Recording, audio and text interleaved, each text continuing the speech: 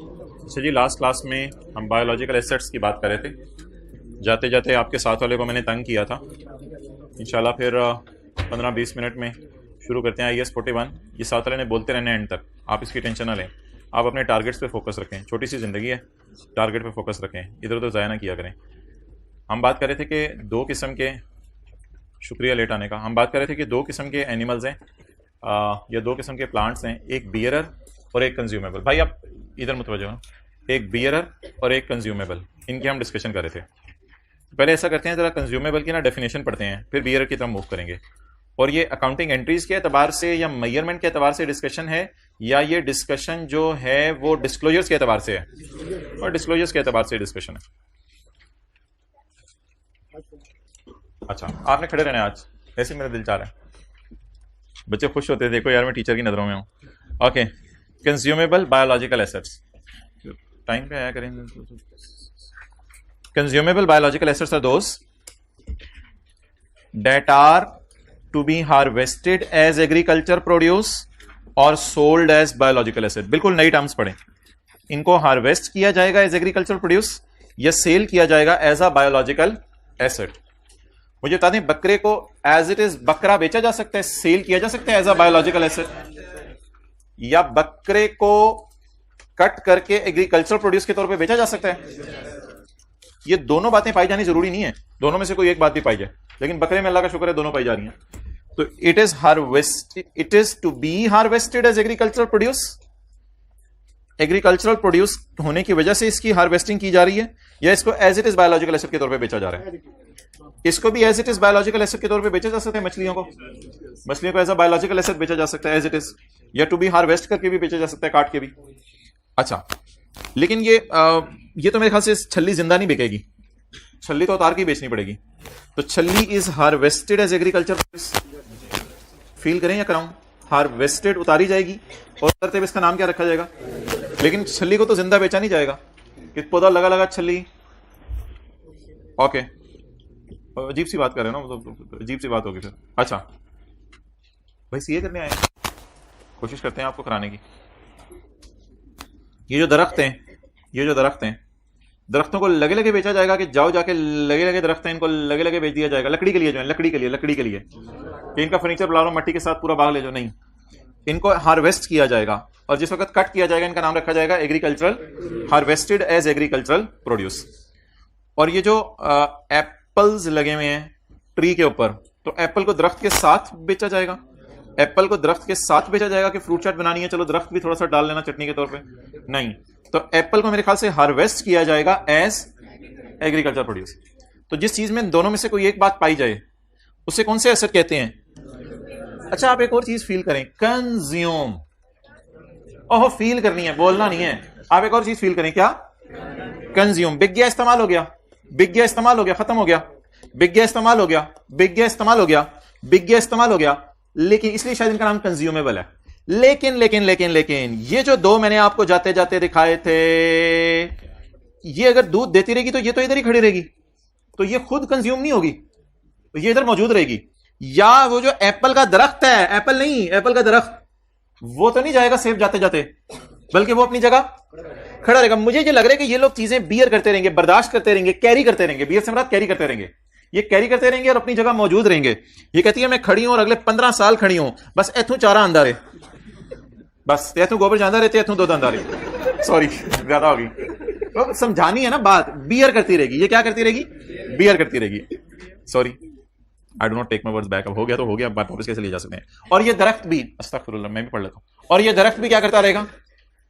अब वापस आ जाए ना, दरख्त कुछ नहीं, दरख्त इधर ही मौजूद रहेगा और क्या देता रहेगा?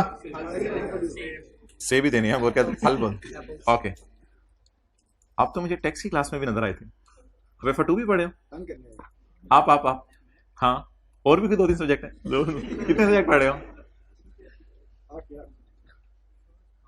टेक्स्ट, FR2, फिर 2-2 करके, 3-3 करके लोग कर रहे हैं। देखो, मैं अपनी प्लीज नॉर्मल कैपेसिटी पर ऑपरेट करें। जो बंदा 2 कर रहा है तो वो अपनी जो सलाहियतें अल्लाह ने उसको दी हैं उसको अंडर यूटिलाइज कर रहा है, अनलेस कि बहुत ही मसला है उसको कोई, यानी कि बहुत ऐसे मसाइल चल रहे हैं कि वो नहीं टाइम दे सकता, वो फिर और बात है, एक्सेप्शन। लेकिन अगर आप 3 से कम सब्जेक्ट्स दे रहे हैं तो आप अपनी जिंदगी बस फिर जाया करने में लगे रहें, फिर लगे होली होली लगे ना रहे, सही तरह लगे रहे। अच्छा, बियरर बायोलॉजिकल एसेट्स बियर करते हैं, कैरी करते हैं, दूध को कैरी करते हैं, सेबों को कैरी करते हैं, और कंज्यूमेबल बायोलॉजिकल एसेट कंज्यूम हो जाते हैं। क्या हो जाते हैं? कंज्यूम कैसे होते हैं? इधर इधर इधर इधर हार्वेस्टेड एज और सोल्ड एज बायोलॉजिकल एसेट्स। अब ये फाइनल तस्वीर ले लें ताकि मैं कोशिश करूं इस तस्वीर को जो है वो नोट्स में भी आज अपलोड कर दूं। अभी मैं ना एक मिनट, इधर एप्पल है और इधर क्या है? इधर दरख्त की बात हो रही है, इधर दरख्त की बात हो रही है। तस्वीर ले लें जल्दी।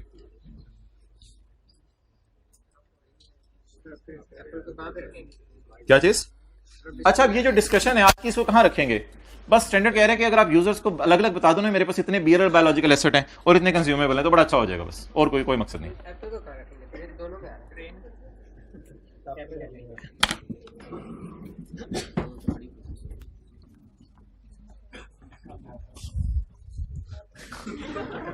एप्पल दोनों में आ रहा है। इधर एप्पल खुद कंज्यूमेबल है क्योंकि ये एज एग्रीकल्चरल प्रोड्यूस हार्वेस्ट हो जाना है, और इधर एप्पल का दरख्त है, इधर एप्पल का, फिर अब कहते हो ऐसी मिसालें, इधर दूध है, इधर क्या है? वो दूध हार्वेस्ट होगा एज एग्रीकल्चरल प्रोड्यूस, लेकिन जो भैंस है वो क्या करेगी? बियर करेगी, बियर करती रहेगी, यानी कैरी करती रहेगी हर साल दूध को, और दरख्त हर साल सेब को क्या करता रहेगा? बियर करेगा। तो अगेन ये डिस्कशन मेरा नहीं ख्याल, आई एम 99% डैम श्योर कि ये डिस्कशन आईकैप कभी भी नहीं करेगा पेपर में कि बियर बायोलॉजिकल एसेट्स कौन से होते हैं और कंज्यूमेबल बायोलॉजिकल एसेट कौन से होते हैं। इसलिए ये आखिरी दिन करवाई जाती है, एक डिस्क्लोजर के एतबार से डिस्कशन है। तो जैसे जैसे मैं कंज्यूमेबल की एग्जांपल पढ़ूंगा वैसे वैसे आप डायग्राम देखते रहिएगा। कंज्यूमेबल कौन से हैं? Live stock intended for production of meat, कौन था? बकरा।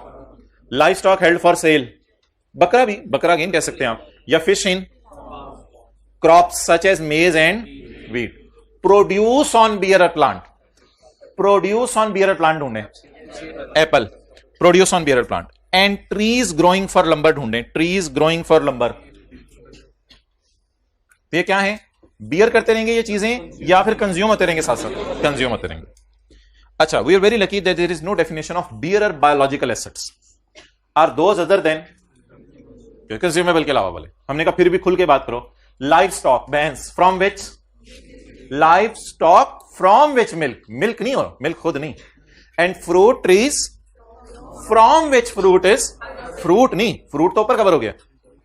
Beer biological assets are not agriculture produce, bear biological assets are not agriculture produce, ठीक है। Bear biological assets are not agriculture produce unless कि आप इस भैंस को काट दें, इसका गोश्त है वो फिर बन सकते हैं, वो छोड़ें। Bear biological assets are not agriculture produce but other are held to carry produce, लिख लें। प्रोड्यूस को कैरी करते रहते हैं कई साल तक, कैरी प्रोड्यूस या बियर प्रोड्यूस।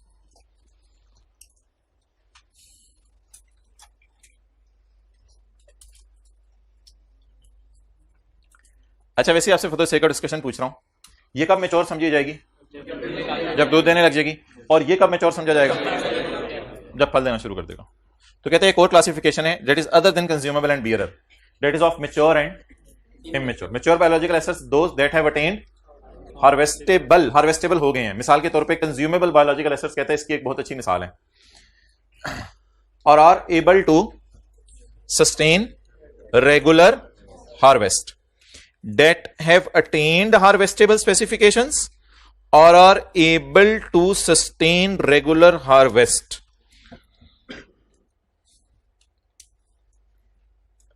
अभी मछली बहुत छोटी सी है, उसका बारबेक्यू बन जाएगा? अब अजीब सी बातें कर रहे हैं ना, वो है ही नहीं। तो जिस वक्त मछली इस काबिल हो जाए कि अब उसे काटा जा सके तो कहा जाएगा इट हैज, बोले, attained harvestable specific. For example fish, consumable biological asset, consume किया जा सकता है, इसको काटा जा सकता है। और तो जिस वक्त जानवर इस काबिल हो जाए कि उसे काट के खाया जा सके तो डेट इज मेच्योर। और अगर उस जानवर की बात नहीं हो रही बल्कि इस जानवर की बात हो रही है तो फिर ये किस वक्त बनेगा मेच्योर? हाँ, जब ये इस काबिल हो जाए कि ये दूध देने लग जाए, ये क्या देने लग जाए? उल्टा ना कर दीजिएगा, इधर से सेब आ रहे हैं, इधर से दूध आ रहा है। आज सेब हो जाए थोड़े से, ओके। मेरे तो दिल उठ गया बस IS-41 से, तो इसमें अब कुछ है भी नहीं। इसमें आप रिवीजन ही कर लें जी, पेज 573 पे रिवीजन। अगेन और loss will arise in IS-41। कब कब आएगा? जिस वक्त जानवर को परचेज करेंगे तब भी आ सकता है, जब पैदा होगा ईयर एंड के ऊपर भी आ सकता है, और agriculture produce at point of. Examples of business that will apply IS-41: dairy farming, fish farming, fish का फार्म हाउस बनाना, citrus production, oranges. Examples of business that will not apply: zoo animals, ocean farming, trawler, माहीगीर, watch dogs in pearl continent. IS-16 will apply on land building. बातें वही हैं, बार बार पढ़े। Animals not relating to bearer plant, biological asset whose fair value can not be made lively. तो ये चार चीजें इनको अच्छे तरीके से ज़हन में, इन पे कौन सा स्टैंडर्ड लगेगा? ये शायद सबसे इंपॉर्टेंट बात है अभी तक की। अच्छा जी, प्रेजेंटेशंस क्या होती हैं? प्रेजेंटेशन यानी बैलेंस शीट में कैसे आने, और P&L में। नोट्स की बात नहीं करा, डिस्क्लोजर्स की बात नहीं करा, प्रेजेंटेशन। बैलेंस शीट में PP में क्या क्या आ सकता है? बियरर और नहीं यार, लैंड बिल्डिंग तो पता ही है, मुझे भी पता है, और मैं को सुनना चाह रहा हूं। Excellent. Biological asset whose fair value not measurable. सींगों वाली गाय, सींगों वाली गाय। ये मैंने एक मिसाल दे दी, और किताब में एक मिसाल लिखी थी, मैंने एक दूसरी मिसाल दे दी कि ये चीजें IS-16 में आ सकती हैं। बायोलॉजिकल एसेट्स IS-41 में कौन कौन से आ सकते हैं? डेयरी कैटल, मेच्योर हो या इमेच्योर हो, और शीप। ये नॉन करंट करंट की बाइफर्केशन IS-41 ने नहीं की हुई, हमने बस एक अंदाजे से की है कि ये चीजें नॉन करंट या करंट में शो कर दें। मुनासिब है कि जो आपने जानवर रखा हुआ है स्लॉटर के लिए, यानी उसको ज़िबा करना है, तो उसको कहां शो कर दें, और जो जानवर आपने दूध के लिए रखा हुआ है उसको नॉन करंट में। लेकिन IK ने कभी टेस्ट नहीं किया, टेस्ट करने का चांस भी नहीं, नॉन करंट और करंट की बाइफर्केशन। बहरहाल फिर भी बायोलॉजिकल एसेट्स, कव फॉर स्लॉटर, क्योंकि ज़िबा हो जानी है तो ये इसको आप इन्वेंट्री के टाइप यानी करंट एसेट में डाल दें। इन्वेंट्री तो नहीं है लेकिन करंट एसेट में डाल दें। लेकिन जो मिल्क के लिए वो तो अपनी जगह खड़ी रहेगी, और मिल्क तो इसको कहां डाल दी हमने? अच्छा, कुछ बायोलॉजिकल एसेट्स ऐसे भी होते हैं जो करंट एसेट्स में आ सकते हैं। मिसाल के तौर पे वीट, मेज, पोटैटो, कॉटन। लेकिन प्लीज ये सारी चीजें लगी हुई, ये सारी चीजें जब तक लगी हुई हैं ये चीजें तो क्या हैं? बायोलॉजिकल। लेकिन अगर कट गई हैं, अगर कट गई हैं तो agricultural produce. Mangoes on mango tree का क्या मतलब है? लगे हुए, कटे हुए? लगे हुए। Biological asset cover for slaughter. Inventories में क्या आ सकता है? Agricultural produce after harvest. Mangoes, milk, wool lying in, या इसके बाद जो इससे चीज बनाई, फ्रूट चाट बनाई, वो सारी चीजें भी किस में आएंगी? बोले इन्वेंट्री में आएगी। बेटा कहां फजर पढ़ के आए हो? सवात में? ये तो इस्लामाबाद वाले भी पहुंच जाते हैं इस वक्त। हाँ जी, क्या इमरजेंसी हो गई थी क्लास के बाद? चलो ठीक है। वो किधर है आपका दोस्त? ये रहा। हमने इसके पास से नहीं जगह। आ जाए यार, ये दानिश के साथ दोस्ती लगा, कुछ नहीं होता। तो रिक्वेस्ट कर दो, ऐसे ऐसे ना दाढ़ी पकड़ के, तेरी मेहरबानी। और सबकी ना शक्ल देख लिया करो, एक भी थोड़ा सा ऐसे ऐसे होना तो चुप करके पीछे चले जाया करो। ये भी जरा कर लिया करो कभी कभी ना, पूरी रो में ना इधर नजर मार लिया करें। किसी की शक्ल बन रही हो ना तो फिर उधर ना बैठा करें, मुनासिब नहीं है, ऐसे उसको डिस्टर्ब करेंगे आप। अच्छा, SOCA में क्या आना है इसको छोड़ दें और इसकी जगह लिख दें वो जो कल हमने कौन सा वाला सवाल किया था, खालिस वाला। तो खालिस वाले का SOCA बनाया था वो ज्यादा बेहतर था। तो खालिस वाला सवाल काफी था। SOCA कैसे बनाने?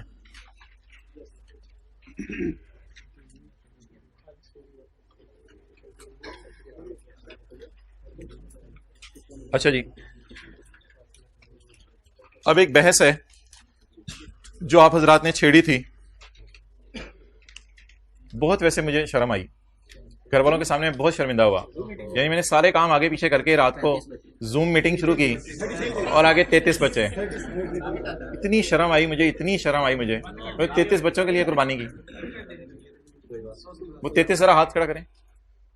लो जी, ऐसे ही 40 हो गए ना। बैठा लेना। ओके। अच्छा जी, कुछ हजरात ये डिस्कशन कर रहे हैं कि हमने ये पढ़ा था FAR 1 में कि चेंज इन एस्टीमेट इफेक्टिव होता है। यहाँ तक आ रहा है? चेंज इन एस्टीमेट इफेक्टिव होता है साल के पहले दिन से। तो आपने IAS 38 में 2 जगह इंपेयरमेंट लॉस का जिक्र किया था, तो वहां पर तो आपने जो है वो चेंज इन एस्टीमेट को साल के शुरू से इफेक्टिव नहीं किया, बल्कि जिस दिन से हो रहा है उसी दिन से ऑनवर्ड्स किया है। तो अब थोड़ी सी ज़रा तसल्ली से बात कर लेते हैं इंपेयरमेंट के बारे में, और तसल्ली से देखते रहिएगा। तो वो FAR 1 के अंदर सवालों में इस तरह लिखा होता था, वी परचेज्ड एसेट ऑन 1 जनवरी 2010, और इसकी लाइफ हमने अंदाजा लगाइए कितने साल है, 10 साल। और फिर लिखा होता था at 31 December 2012 it is estimated that remaining life is only 5 years। कि रिमेनिंग लाइफ क्या रहेगी है। अब टीचर हजरात ये कहते थे कि एट 31/12/12 को अगर पता चल गया है, या कई दफा लिखा होता था इन 12 या 12 के एंड पे ये पता चला कि बकाया लाइफ 5 साल है, तो इसको शुरू से इफेक्टिव ले लें, ठीक है। और फिर इसमें हम जिस तरह अकाउंटिंग करते थे वो देख लें। आगे मैं पूरे साल नहीं मिला रहा, 2010, 2011 और 2012 खरीदा कितने का, 4 रुपीज 200। अच्छा जी, 200 divided by 10 is equal to 20। 200 divide by 10 is equal to 20। अच्छा, 200 की कॉस्ट है, 200 में से 2 डेप्रिसिएशन माइनस की, तो बीबी कितनी आ गई, 160। अल्लाह ने इस एसेट को बीबी दी कितने वाली, ये 160 की बुक वैल्यू आ गई। अब मेरा सवाल ये है कि 2000, आप मुझे ये कह रहे थे कि आप 2012 के अंदर अगर चेंज इन एस्टीमेट हुआ है, तो अब मैं क्या करूं कि 2012 में मैं 200 डिवाइडेड बाय 10 करूं, या फिर 12 में ही पता चल गया अंदाजा बदले तो 12 के पहले दिन से ले लूं, 12 के पहले दिन से ले लें। ये आप FAR 1 का नॉलेज झाड़ रहे थे, ऐसे ही है। तो बिल्कुल सही है, FAR 1 का नॉलेज, मुझे कोई इनकार नहीं इस बात के ऊपर। तो FAR 1 में हम कैसे करते थे कि अब यहां पे खड़े होकर रिमेनिंग लाइफ 5 है, इट मींस कि अभी ये वाला साल हमारे हाथ में है, तो फिर ऐसा ना करें कि यहां पे खड़े होकर रिमेनिंग लाइफ 5 साल है। At 31 December it is estimated remaining life is only 5, means if I stand here then remaining life is, कुछ इसी किस्म का FAR 1 में करते थे पहले, हाँ करते हैं फिर मैं आगे चलता हूं। 100% ये करते थे FAR 1 के अंदर। तो इसलिए अगर साल के एंड पे पता चल जाता था कि एस्टीमेट रिवाइज हुआ है, तो उसको इफेक्टिव साल के एंड से लेते थे या साल के शुरू से, साल के पहले दिन से। तो अब मैं फिर क्या लिखूंगा, 160 डिवाइडेड बाय 5 या डिवाइडेड बाय 6, जल्दी जल्दी। आप लोग 5 करते थे,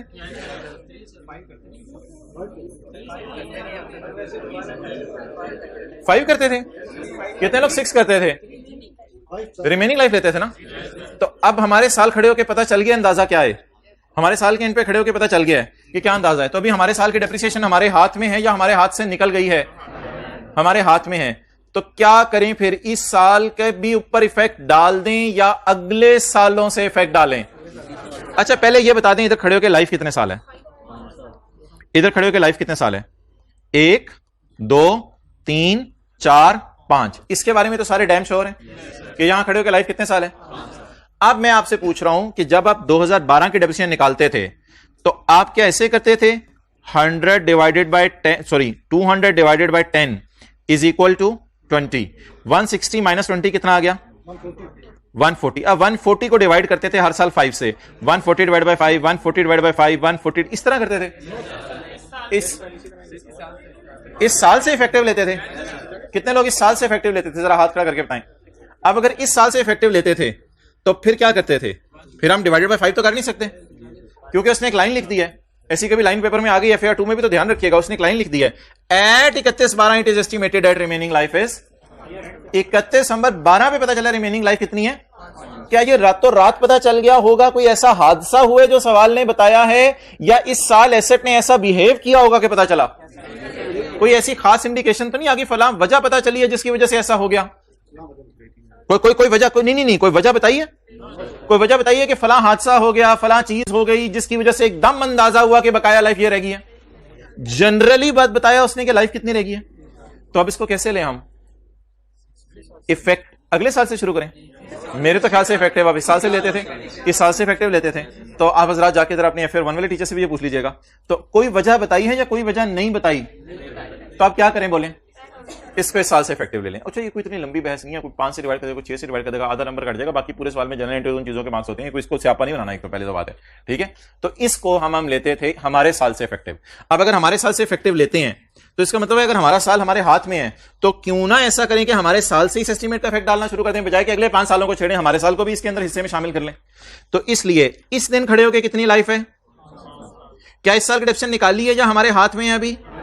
तो क्या करें फिर, क्या करें कि ज्यूम कर लें कि ये इफेक्टिव, आप बता दें 5 से डिवाइड करूं या 6 से डिवाइड करूं? 6 से डिवाइड करूं। And what is book value?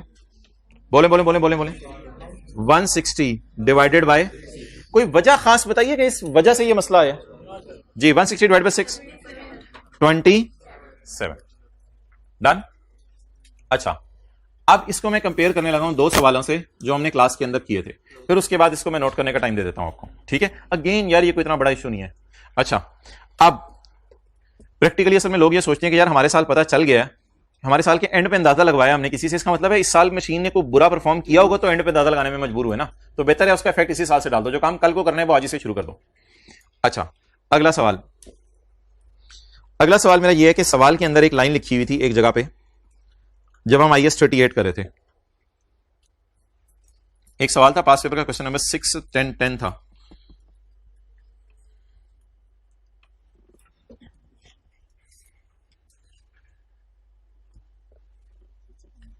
ये था पेज नंबर 247 पे। पहले जरा सवाल देख लें। The licence appearing in IL books was issued by government for an indefinite period. However, on यकम जनवरी 16, हमारा ईयर एंड कब है? यकम जनवरी 16 को गवर्नमेंट ने इंट्रोड्यूस किया लॉ कि अब कितने साल इसकी लाइफ है? 10 साल। अब कितने साल इसकी लाइफ है? अब सवाल में बताएं उसने क्या अंग्रेजी यूज की है,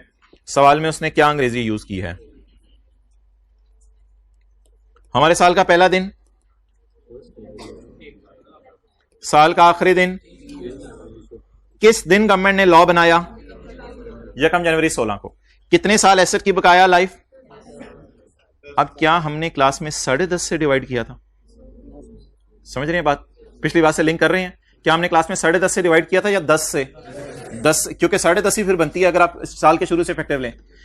क्यों नहीं 10.5 से किया था और इस अरसे की हमने अमोर्टाइजेशन ही कैलकुलेट नहीं की थी? क्योंकि इंडेफिनेट लाइफ थी। वजह यह थी कि कोई जो फैक्टर यहां रेलिवेंट बनाए, that is government announcement, and that took place on यकम जनवरी।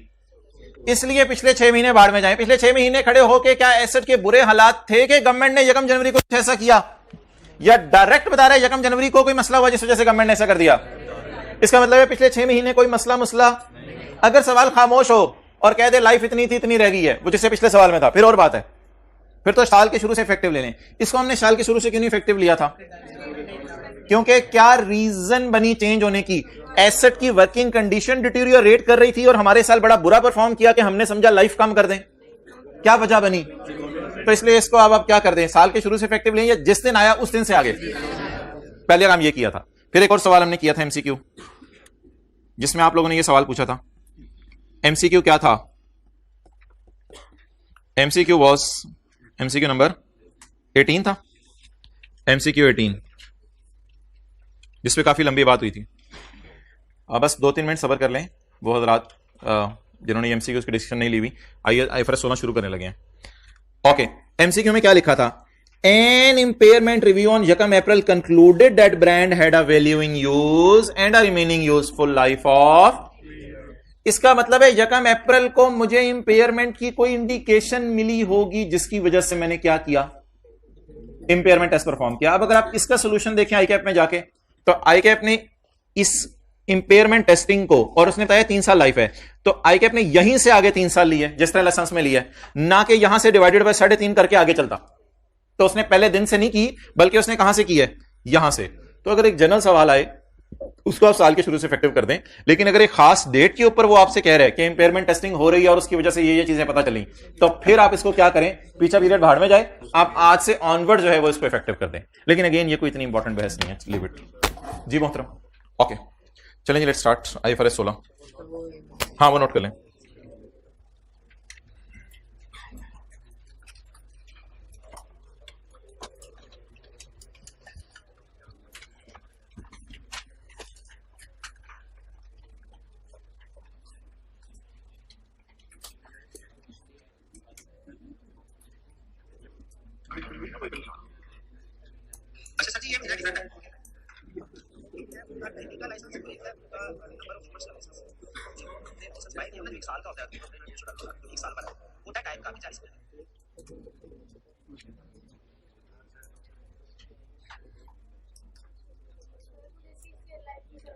कौन सी लाइन? ठीक है, मैं कर रहा हूं, करता हूं डिस्कस। जी भाई, अच्छा अच्छा, क्या अभी अभी मसला हुआ है? अच्छा अच्छा, ठीक है, अभी आप पूछ तो लो ना, अभी आप पूछ तो लो ना सवाल। चलो जाओ, ठीक है, जाओ।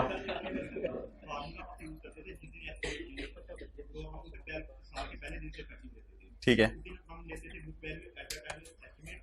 Divided by remaining life. 5 साल किस दिन गिवन है? 5 साल किस दिन गिवन है? अगर ये लाइन ना लिखी होती ना 8 31 दिसंबर 12, जाओ पंचोत्तर में। अच्छा, ये जो है ना मुझे समझ आ गई है इसके सवाल से कि आपके जहनों में क्या कंफ्यूजन आ रही है। वो मैं कंफ्यूजन रिमूव कर देता हूं अगला सवाल करा के। एक और सवाल मैं आपके सामने लिखता हूं, उससे ये कंफ्यूजन दूर हो जाएगी। जी जी,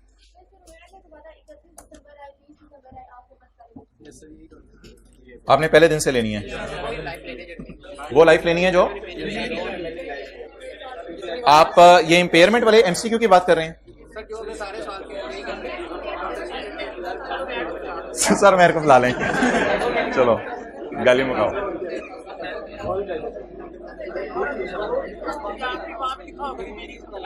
भाई उधर माइक पहुंच गया है, उधर माइक पहुंच गया है।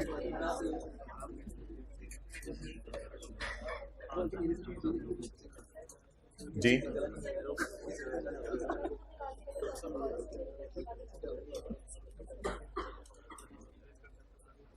ओके, चलें जी, मैं कंक्लूड करने लगा हूं बहस को। आप हजरात जिस कॉन्सेप्ट की बात कर रहे हैं, पहले मैं उस कॉन्सेप्ट की तरफ आता हूं, फिर मैंने ये जो अपनी तरफ से क्रिच फ्राई किया है, फिर मैं इसकी तरफ आता हूं। आप लोग इस कॉन्सेप्ट की बात कर रहे हैं, लाइफ 10 साल, कॉस्ट 50 और date of purchase 1 January 13। In 2015 remaining life is estimated for 6 years। Remaining life 6 साल है। आप लोग असल में इसकी बात कर रहे हैं। अब ये जो इन 2015 लिखा होता है ना, दैट लफ्ज इज अ बिट वेग, तो इसको हम इन 2015 नहीं लेते, फिर हम कहते हैं on 1 January 15 the remaining life is estimated as 6 years। ये वाली बात शायद आप करना चाह रहे थे, तो इसका फिक्रा पड़े अंग्रेजी का जो है, इसका फिक्रा पड़े, वो इस तरह लिखा होता है, इन 2015 remaining life is estimated for 6 years। अब क्या करेंगे बताएं जल्दी। 2010 में 2010 नहीं 2013 में 50 डिवाइडेड बाय 10 5, 2014 में 5, 2015 में बीबी खुद बता दें, बीबी 50 minus 5 is equal to 40 divided by 6 यहां कुछ करने की जरूरत नहीं। उसने लफ्ज क्या लिखा है, in 15 remaining life is estimated as, तो therefore I will take it at on 1 January 15 से ऑनवर्ड्स। ठीक है, तो अब मैं इसको 40 को डिवाइड कर दूं 6 से, इसमें कोई चेंज करने की जरूरत नहीं, जिस तरह आप FAR 1 में पढ़ते थे। जवाब बता दें 7। अब हुआ मेरे ख्याल से यह है कि पूरी FAR 1 में पिछली अंग्रेजी वाला सवाल शायद आपने कहीं नहीं फेस किया, जिसकी वजह से आप ये सवाल पूछ रहे हैं। अब based on your this ground knowledge, इस ग्राउंड नॉलेज को अब हम थोड़ा एडवांस करते हैं और आगे बढ़ाते हैं। अब अपने फिक्रे की तरफ जाते हैं कि वो फिक्रा क्या कहना चाह रहा है, उस फिक्रे की तरफ आए हम। ये भी ठीक है, इसमें कोई मसला नहीं, और ये ही ठीक है, क्योंकि इन 15 का मतलब ले लें फ्रॉम 1 जनवरी 15। अच्छा, इधर क्या लिखा हुआ है, at 31 December 12 it is estimated at remaining life is only 5 years। इसकी कोई खास वजह बता रहे हैं, एक जनरल स्टेटमेंट दे रहे हैं, कोई खास वजह बता रहे हैं, कोई इंपेयरमेंट, कोई ये हुआ, इंपेयरमेंट टेस्टिंग हुई, फलां हुआ, कंपेटिटर आ गया, ये हो गया, वो हो गया, कोई खास वजह बता रहे हैं या जनरल वजह बता रहे हैं? अच्छा, जनरल वजह अगर मुझे बता रहे हैं तो मुझे बताएं, क्या 31/12 की रात को इल्हाम हुआ होगा या एसेट ने पूरा साल कुछ इस तरह बिहेव किया होगा जिसकी वजह से हम इस नतीजे पे पहुंचे? पूरा साल। तो वो कहते हैं इस दिन खड़े हो गए, मुझे लग रहा है इसकी लाइफ कितने साल है, 5 साल। तो मैं ये कह रहा हूं वही काम करें जो FR1 में करते थे, इसको इफेक्टिव ले लें साल के पहले दिन से। लेकिन अब अगर आप साल के पहले दिन से इफेक्टिव लेके यहां से रिमेनिंग लाइफ 5 लेते हैं तो फिर तो आप सवाल की अंग्रेजी के बिल्कुल खिलाफ जा रहे होंगे। सवाल कह रहे हैं यहां खड़े होकर 5 साल रिमेनिंग लाइफ है और आप कह रहे होंगे यहां खड़े होकर डिवाइड बाय 5 करते हैं जबरदस्ती। So that I was trying to communicate. तो इसको नहीं, अब तो दोनों बातें क्लियर होगी ना। अब सर से पूछने वाली कोई बात रह गई है? हाथ खड़ा करके बता दें, कोई बात नहीं रहेगी। मेरे ख्याल से आपको कंफ्यूजन क्लियर हो गया है। अच्छा, if still someone has confusion तो one by one raise your hand. कोई नहीं आया फर्स्ट 16 बाढ़ में जाए। शुरू करें। डिवाइड करना किससे है, ये आधा नंबर पेपर में होगा। इस आधे नंबर के ऊपर इंशाल्लाह आज हम 1 घंटा लगाते हैं। वन बाय वन आप पूछना शुरू करें। जी जी, वन बाय वन यार, वन बाय वन आप सबको पूछने दें, ठीक है, कोई मसला नहीं। क्या चीज?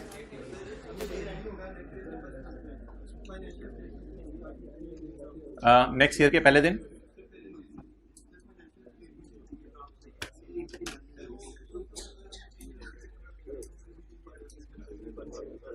नहीं, वो तो भाई फाइनेंशियल स्टेटमेंट्स मुझे पता है कि हमारे साल की इधर ही बन रही होती हैं, इधर बन रही होती हैं। लेकिन अभी तक क्वेश्चन इसके हमारा साल हमारे हाथ में होता है ना, यूजर्स के पास तो नहीं गया हुआ।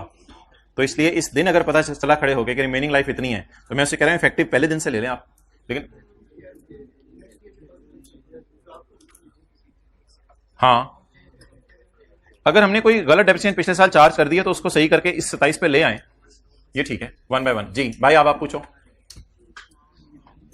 माइक नहीं चल रहा। ठीक है ठीक है, सॉरी यार, इनके सवाल ले लो भाई। उमैर भाई को जल्दी बुलाएं, उमैर भाई को जल्दी बुलाएं, माजरत भाई बहुत। जी मोहतरम, आप पूछो। चेंज, एक मिनट पहले तो बात है, ये तीनों मसाले करने से पहले ना मैंने एक दफा उमैर से डिस्कशन कर ली हुई है। ये जरा ध्यान रहिएगा, क्योंकि मैंने इसलिए आपसे एक दिन बाय किया था कि मैं पूछ लूँ वो उधर क्या करवा रहे हैं। ठीक रखो। हाँ, चेंज। अच्छा इधर एक मिनट जी। हाँ, चेंज इन एस्टीमेट में साल का पहला दिन ज्यूम करेंगे। बिल्कुल भाई, मैंने भी ये ज्यूम किया है। अब सवाल ना चीख के पुकार है, 31 दिसंबर 12 की रात को लाइफ रिमेनिंग कितनी रह गई है? 5। तो आप लोगों ने मुझे बजिद किया कि इसको चेंज इन एस्टीमेट को साल के पहले दिन से इफेक्टिव लें, क्योंकि खास वजह नहीं बताई हुई। तो मैं पहले दिन से इफेक्टिव लेना चाह रहा हूं, लेकिन अब सवाल कह रहे हैं यहां से आगे 5 है, तो फिर मैं यहां से आगे कितने साल हूं? लाइफ रिमेनिंग किस दिन है? क्या ये जनरल लफ्ज लिखा हुआ है इन 12? एक मिनट यार, अब एक मिनट, ठीक है, बात हो रही है तो फिर सबको खामोशी सुनना पड़ेगा। उसका सवाल अब ले लो ना मैं। In 12 it is life is estimated as remaining 5 years लिखा हुआ है, या एट 31/12/12? अब इतना क्रिस्टल क्लियर है सवाल के, इसमें कोई दूसरी राय नहीं कि यहां पर खड़े होके 5 साल है, और टोटल भी बता दूं 8 है। माने ना माने, टोटल 8 है, क्योंकि यहां पे खड़े होके कितनी है और गुजर कितनी चुकी है? 3। टोटल कितनी है? 8। तो अब सवाल के अगेंस्ट आप चलेंगे, अगर आप यहां से 5 डिवाइड करें होंगे, इसका मतलब है आप फिर यहां से आगे 4 साल से डेप्रिशिएट करेंगे और एसेट फुल्ली डेप्रिशिएट हो जाएगा। तो इस तरह की अंग्रेजी अगर FR1 में नहीं आई तो आप क्या कर सकते हैं? और आपकी बात पे मैं आना चाह रहा हूं, इफेक्टिव फॉर्म दे ही लेना चाह रहा हूं इसको। जी 31/12 नहीं, जब आप पता चल गया आपको कि 31/12/12 में कोई रीजन अलग से नहीं बता रहा, तो फिर आपको उसको ऑनवर्ड्स करने की जरूरत नहीं है। हमारा साल हमारे हाथ में, यहीं से ले लो। फ्यूचर ईयर्स में एकदम क्यों डिफरेंट काम करनी? नहीं। जी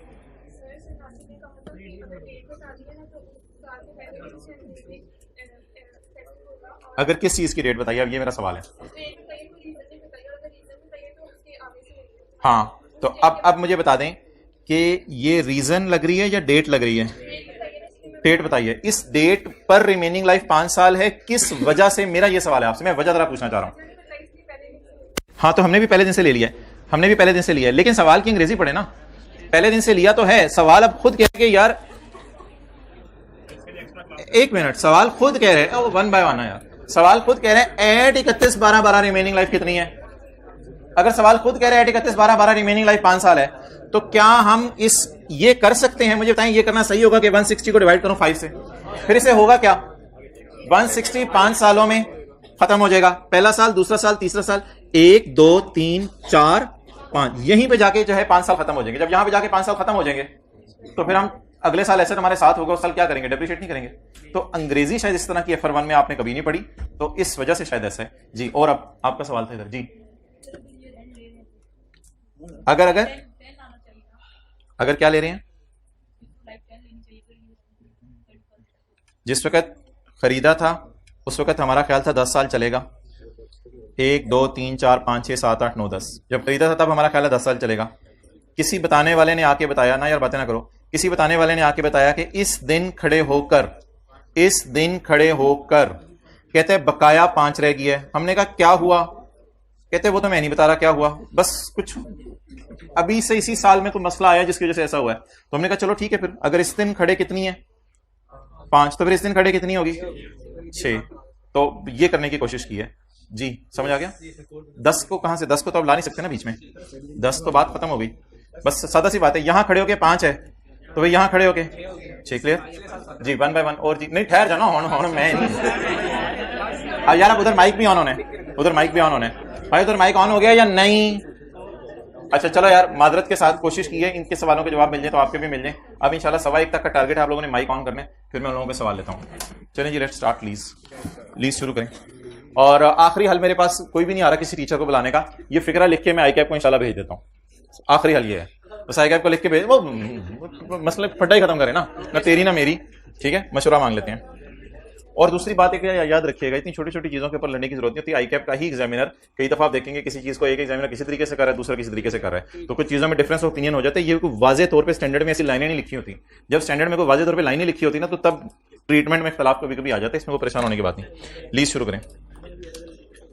ओके मादरत भाई, माइक के लिए मैं इंशाल्लाह करते हैं।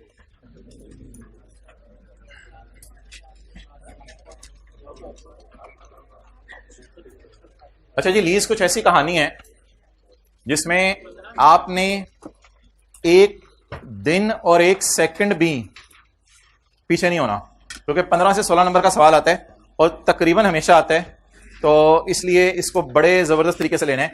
और यही लीज IAS 12 में यूज होनी है, यही लीज आगे जो है वो यूज होनी है आपके फाइनल अकाउंट के अंदर, और यही लीज आपके जो है वो अगर IAS 8 का कोई सवाल आता है FAR 1 का जिसमें पास ईयर एरर है, तो उसके अंदर भी यूज हो सकती है। तो ऑडिट में आपने परवेसिव का लफ्ज पढ़ लिया, परवेसिव, और उसका ऑपोजिट क्या होता है, अकाउंट स्पेसिफिक। तो इस लीज के परवेसिव असरात हैं, लेकिन ये परवेसिव का लफ्ज बिल्कुल समझने की जरूरत नहीं, जो ऑडिट नहीं पढ़े, मैं तो वैसे ही बात कर रहा हूं। परवेसिव मींस के हर जगह इसके असरात हैं। तो IAS 38 और IAS 41 पिछला कवर करें जिन लोगों का रह गया। जो लीज में डिस्कशन है उसमें से कोई एक भी IAS 38 और IAS 41 की हम नहीं करेंगे इंशाल्लाह। IAS 38 IAS 41 से कोई चीज लिंक नहीं है। लीज में ये है कि एक गाड़ी आपने सड़क पर जाते देखी, तो आपका दिल चाहा कि मैं इस गाड़ी को जो है वो खरीद लूं, लेकिन आपके पास पैसे नहीं है, तो आप बैंक के पास जाएंगे और बैंक के पास जाके कहेंगे, बैंक यार मुझे इसकी ना किस्तें बना दो, तो बैंक आपको उस गाड़ी की किस्तें बना के दे देगा, और वो गाड़ी फिर आप बैंक से किस्तों के ऊपर ले लेंगे। अब मेरा सवाल आपसे ये है कि अगर आप बैंक से गाड़ी किस्तों के ऊपर लेते हैं, तो क्या आप 1 साल में पैसे पे करते हैं या नॉर्मली 5-6 साल में पैसे पे करेंगे? आमतौर पर 4-5 साल की किस्तें बैंक बना देते हैं, 4-5 साल में आप पूरी गाड़ी के पैसे पे कर देते हैं। क्या ये पैसे वो होंगे जो कैश सेल वाले होंगे, या कैश सेल से थोड़े ज्यादा पैसे होंगे? ज्यादा पैसे होंगे, क्योंकि आप पेमेंट फौरन कर रहे हैं या लेट कर रहे हैं? लेट पेमेंट का आप क्या पे कर रहे होंगे? इंटरेस्ट। अच्छा, ये गाड़ी आप लीज पे लेने जाएंगे, किससे लेने जाएंगे? बैंक से या फिर लीजिंग कंपनी से? बैंक से जाएंगे या लीजिंग कंपनी से गाड़ी लीज पे लेने? तो आपका नाम क्या होगा? कस्टमर। आपका नाम क्या होगा? कस्टमर, जिसको हम कहेंगे लेसी। लेसी जिसने लीज पर ली है, और बैंक या लीजिंग कंपनी जिसने लीज पर दी है गाड़ी, इसका नाम क्या होगा? लेसर। तो लेसी लेसर से गाड़ी लीज पर लेता है। अच्छा, अब डायरेक्शन क्या होगी? इधर से इधर क्या जा रही होगी? गाड़ी, और लेसी के पास गाड़ी चली जाएगी, और इधर से इधर क्या जा रहा होगा? कैश। फौरन या आहिस्ता आहिस्ता? स्लोली कैश जाएगा या फौरन जाएगा? एक चीज जो आज हमारी डिस्कशन का महवर नहीं है, वो ये गाड़ी पहले किसके पास थी? बैंक के पास। बैंक के पास गाड़ियां होती हैं? बैंक के पास गाड़ी नहीं होती। बैंक गाड़ी कैश देके खरीदता है। मे भी अगर आप बात करें कि यह होंडा की गाड़ी है, तो बैंक होंडा से गाड़ी क्या करेगा? होंडा क्या है? गाड़ियों का मैन्युफैक्चरर। तो इसकी आज हमने डिस्कशन नहीं करनी, इसकी भी डिस्कशन फिर कभी हम करेंगे। तो बैंक वाले होंडा को क्या देंगे? कैश देंगे, और होंडा इनको क्या दे देगा? होली होली या फौरन? फौरन। ना ना ना, इधर होली होली नहीं, इधर होली होली नहीं। इधर क्या होगा? बैंक वाले क्या करेंगे? बैंक वाले जो है वो मिसाल के तौर पे गाड़ी बाजार में मिल रही है 50 लाख में, तो बैंक वाले क्या करेंगे? बैंक वाले 50 लाख फौरन किसको दे देंगे? होंडा को, और होंडा वाले फौरन क्या भेज देंगे? गाड़ी। अब ये 50 लाख वाली गाड़ी की किस्तें बनेंगी। मिसाल के तौर पे 50 लाख वाली गाड़ी की टोटल हम किस्तें बनाते हैं 60 लाख की, तो आप 50 लाख वाली गाड़ी इसको दे देंगे, लेकिन इससे पैसे कितने लेंगे, 50 लाख या 60 लाख? 60 लाख। क्लियर? तो इस वक्त हम सिर्फ किसकी अकाउंटिंग करेंगे आज? लेसी की, लेसर की नहीं। किसकी करेंगे? लेसी की अकाउंटिंग करेंगे। ठीक है जी। तो गाड़ी की फेयर वैल्यू, नहीं फेयर वैल्यू मैं पूछ रहा हूं, अभी जो मैंने बोली थी 60 लाख, आप गलत बोल रहे हो। गाड़ी की फेयर वैल्यू, इसको मैं कह सकता हूं कैश सेल प्राइस। अगर कोई बंदा कैश ले आए, वैसे अगर इसके पास कैश होता बंदे के पास, तो क्या होंडा के पास जाता या बैंक के पास जाता? होंडा के पास जाता। तो कैश सेल कितने की कर देता होंडा उसको? 50 लाख की। लेकिन अब रेंटल्स कितने एग्री हुए हैं? 60 लाख। रेंटल्स कितने एग्री हुए हैं? अब आपकी कन्विंसिंग स्किल्स हैं कि आप बैंक को 60 लाख 4 सालों में पे करते हैं, 5 सालों में पे करते हैं, 6 सालों में पे करते हैं, वो आप बैंक से निगोशिएट करें। तो फर्ज करें मैं कहता हूं कि जी लीज की मुद्दत, लीज की टर्म एग्री हुई है 6 साल। अब आप मुझे बता दें कैलकुलेटर पकड़े बगैर कि साल का रेंट आप कितना पे करेंगे? 10 लाख। आप पूरी स्टोरी जरा जबानी सुना दें। बैंक आपको 1 जनवरी 10 को गाड़ी दे देगा। आप इधर आंखें, आप 31/12/10 को 10 लाख देंगे, 31/12/11 को 10 लाख, फिर 31/12/12 को, फिर 13 को, 14 को, 15 को। तो कितने साल पूरे हो गए? 10 में भी पेमेंट कर दी, 11 में भी, 12 में भी, 13 में भी, 14 में भी, 15 में भी। कितने साल पूरे हो गए? 6 साल। तो 6 साल में आप बैंक को आहिस्ता आहिस्ता करके क्या दे देंगे? पैसे दे देंगे। फिर एक बहस हमारी आखिरी होगी, वो ये हुआ करेगी कि फिर 6ठे साल के एंड पे बैंक गाड़ी आपके नाम ट्रांसफर कर देता है या नहीं। ये भी एक बहस है हमारी। तो इसमें हम दोनों बातें देखेंगे कि अगर गाड़ी ट्रांसफर करेगा तो कैसे होनी है अकाउंटिंग, अगर गाड़ी ट्रांसफर नहीं करेगा तो कैसे होनी है अकाउंटिंग। लेकिन फिलहाल आप अपने समझने के लिए जो है वो शायद अभी तक ये समझते हो लीज पढ़ने से पहले कि बैंक शायद ट्रांसफर कर देता है। ये क्वेश्चन मार्क लगा दें, इसको फिर कभी देखेंगे कल की क्लास में। तो that is the story of lease. तो हम लेसी की अकाउंटिंग शुरू करते हैं।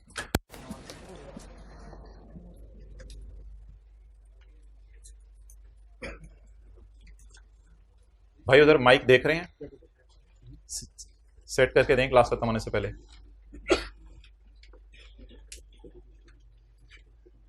उस क्लास में कोई ऑफिस का बंदा बैठा हुआ है, हाथ खड़ा कर दें जी।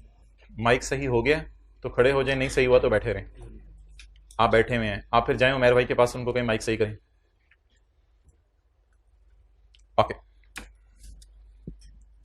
ऑनलाइन वाले हजरात, अब हमारा मंडे ऑफ हुआ करेगा, संडे को लेक्चर अपलोड किया जाएगा। ओके।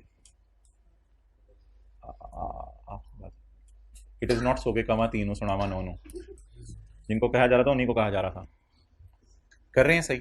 ठीक है।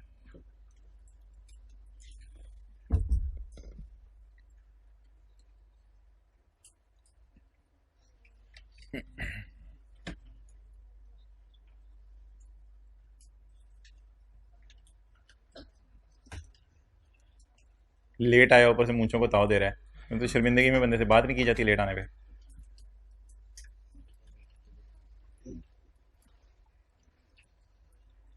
Oh man, why are you going to sleep? क्या वो सोया नहीं सैरी के बाद से आज? रात को कितने बजे सोए थे? रात को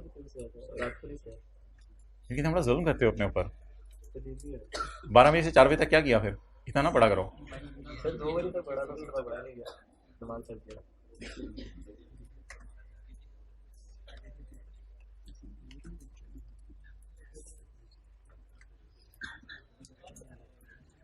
जी भाई, कोई बात आपने करनी है? क्लास का टाइम उसके बाद रख दें, तरावी के बाद 9:30 बजे रात को। सैरी तो ही ना कर लिया करें, सादा सी सैरी होती है, बंदा पानी पी के भी कर लेता है। तारी कहाँ से आ गई?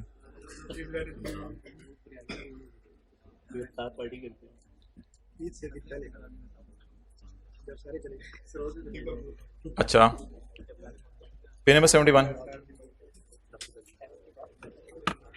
ऑन 1 जनवरी 2010 को Mushtaba textile limited acquired a machine on lease. Mushtaba textile limited ने एक मशीन ली है लीज के ऊपर फ्रॉम अ बैंक, एक बैंक से। खरीदी है या लीज पे लिया? Details of the lease are as follows. Fair value के साथ पेज 71, फेयर वैल्यू के साथ ब्रैकेट में क्या लिखा हुआ है? Cash price. कैश प्राइस का क्या मतलब? अगर आज कोई बंदा पैसे ले आए तो उसको ये मशीन कितने की मिलेगी, लेकिन किसके पास पैसे नहीं थे, मुज्तबा के पास पैसे नहीं थे, इसलिए इसने मशीन किससे लीज पे ले ली, बैंक से, जो कि लेसर है। लीज की मुद्दत कितनी तय हुई है। अच्छा, अगली चीज ये तय हुआ करेगी किसने साल के शुरू में पे करनी है या एंड पे करनी है। Instalments of 130 million is to be paid annually in arrears. Arrears का क्या मतलब है, पहले आप चलाएंगे फिर। अच्छा मुझे बताएं, ये बिजली का बिल आप लोग घरों में किससे एरियर में पे करते हैं, एडवांस में, पहले बिजली इस्तेमाल करते हैं फिर उसके बाद। अच्छा, ये जो रूम रेंट कुछ देते हैं हॉस्टल वाले, ये एडवांस में। अच्छा, एडवांस और एरियर का मतलब क्या, ये तो आज बता दें। एडवांस और एरियर का मतलब, एरियर का मतलब है कि आप पहले सर्विस ले लेंगे, बिजली इस्तेमाल कर लेंगे, फिर बिल देंगे। और एडवांस का मतलब है अगर रूम रेंट आप पे करते हैं, अभी रूम इस्तेमाल नहीं किया, उससे पहले ही एडवांस में आप पैसे दे देंगे। अच्छा, कुछ बच्चे ये समझते हैं 31 और यकम का मतलब एरियर एडवांस होता है। बिल्कुल नहीं, 31 और यकम का मतलब एरियर एडवांस नहीं होता। मैं आपको एक मिसाल देता हूं। अगर कहीं ये एग्री हुआ है कि जनवरी का बिजली का बिल 2 फरवरी को दिया जाना है या यकम फरवरी को दिया जाना है, तो व्हाट इज दिस, एरियर। तो तारीख से एरियर एडवांस डिसाइड नहीं होता। जनवरी में बिजली इस्तेमाल की, बिल यकम फरवरी को पे करना है, व्हाट इज दिस, एडवांस। बिजली इस्तेमाल जनवरी में की, पेमेंट यकम फरवरी को करनी है, इट इज ऑल एरियर। आपने किस जो है बिजली इस्तेमाल करने के बाद पे की है। अच्छा, इधर भी एरियर है। एरियर का क्या मतलब है कि एक साल हम गाड़ी चलाएंगे फिर 130 दे देंगे, या इधर मशीन है तो मशीन चलाएंगे फिर 130 दे देंगे, फिर दूसरे साल 130 दे देंगे, फिर तीसरे साल, और फिर इन दोनों का प्रोडक्ट बताएं।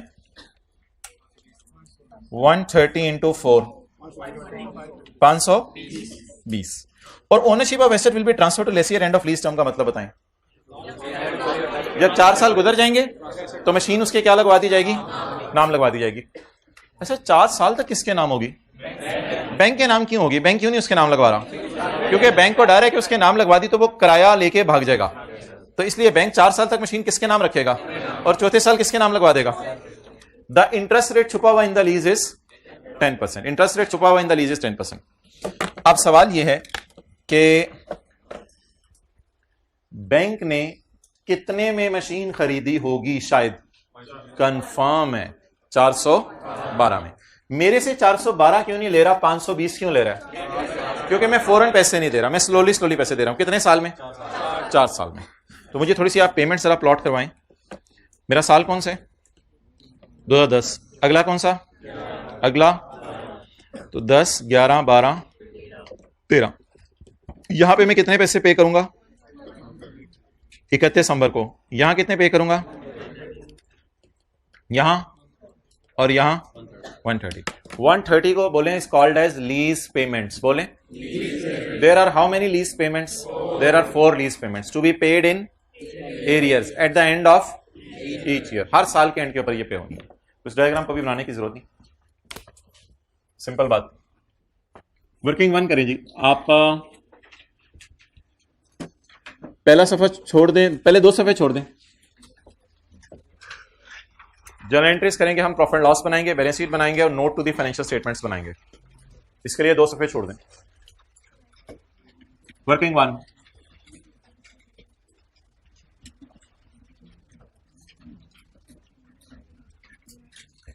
लीज पेमेंट्स एक टर्मिनोलॉजी है जिसमें हमने अमाउंट निकालनी होती है, टोटल अमाउंट लेसी ने लेसर को 4 साल में कितनी देनी है। तो उसके लिए आप पेपर में ऐसे लिखा करेंगे, 130 पहले साल, 130 दूसरे साल, 130 तीसरे साल और 130 चौथे साल। क्या लिखेंगे इसकी जगह, 130 into 4 is equal to 520। This amount you are required to pay over the lease term. This amount you are required to pay over the lease term. 4 सालों में आपने ये पेमेंट करनी है। अच्छा जी, अब हमने इसकी क्या निकालनी है जी, present value. Present value of lease payments on 1 जनवरी 2010, जिस दिन लीज शुरू हुई है उस दिन हमने इस लीज की क्या निकाला करनी है, प्रेजेंट वैल्यू। यानी अगर आज पैसे देते तो कितने देते, ये वैल्यू निकालते हुए आपने फेयर वैल्यू इग्नोर किया करनी है पेपर में। इत्तफाकन अगर आज की और कुछ क्लासों में बराबर आ जाए तो ये एक महज इत्तफाक होगा, ये जरूरी नहीं है। अच्छा, अब आप मुझे बताएं कि अगर मैं ये पैसे आज दूं तो इसकी डिस्काउंटिंग कैसे होगी, क्या पेमेंट्स बराबर हैं। क्या पेमेंट्स का इंटरवल बराबर है? एक एक साल के अंदर है, और पेमेंट्स एक से ज्यादा हैं। अगर ये तीन बातें किसी चीज में पाई जाएं तो उसमें सिंपल डिस्काउंटिंग का फॉर्मूला नहीं लगाना। कौन सा फॉर्मूला लगाना है? एनओटी का फॉर्मूला याद रखिएगा। फिगर्स को हमेशा, इधर देख ही नहीं रहे, फिगर्स को हमेशा एक साल पीछे लाके छोड़ते हैं, यानी ओवरऑल हमारी चारों फिगर्स का या के कहां पे खड़ी हो जाएंगी? ये जो पहली पेमेंट है उससे एक साल पीछे लाके छोड़ देगा, तो सारी फिगर्स को यहां लाके छोड़ देगा। तो अब आप इनकी प्रेजेंट वैल्यू निकालें। प्रेजेंट वैल्यू निकालने के लिए एनओटी का फॉर्मूला जी, figure 1 minus 1 plus I raise to power minus N divided by I, वही वाला आई, इंटरेस्ट रेट, यानी 1 माइनस 1.1, 1.1 असल में ये 1 प्लस 10% है, तो 10% जो इंटरेस्ट रेट है उसको हम फिर 1.1 बोलेंगे, तो 1.1 रेज टू पावर। कितनी दफा आपको 130 नजर आ रहा है? काउंट करें, 1 2 3 4, 4 दफा आपको 130 नजर आ रहा है। Raise to power minus 4 divided by 0.1, 412। ये वो जो 412 सवाल में दिया था इत्तफाकन उसके बराबर आ गया, जरूरी नहीं बराबर आया करेगा, इस पे भी हम इंशाल्लाह बात करेंगे कभी। तो अगर आज पैसे दें तो कितने दे दें, लेकिन अगर किस्तें बना के दें तो 520। प्रेजेंट वैल्यू की मद में कितने पैसे? 412, और अगर किस्तें बना के दें तो 520। अब आप मुझे बता दें इन दोनों के डिफरेंस को क्या कहा करेंगे। मैंने देने कितने पैसे हैं? 520, और चीज कितने वाली ले रहा हूं? 412 वाली। तो मुझे बताएं बाकी पैसे मैं किसके दे रहा हूं? इंटरेस्ट। ये इंटरेस्ट एक साल का निकल गया या सारे सालों का? ये इंटरेस्ट एक्सपेंस सारे सालों का नहीं है, ये जो एक साल का नहीं है, date is of all years. पूरे 4 साल में मैंने कितना इंटरेस्ट पे करना है, ये निकला करेगा 520 माइनस 412, 108।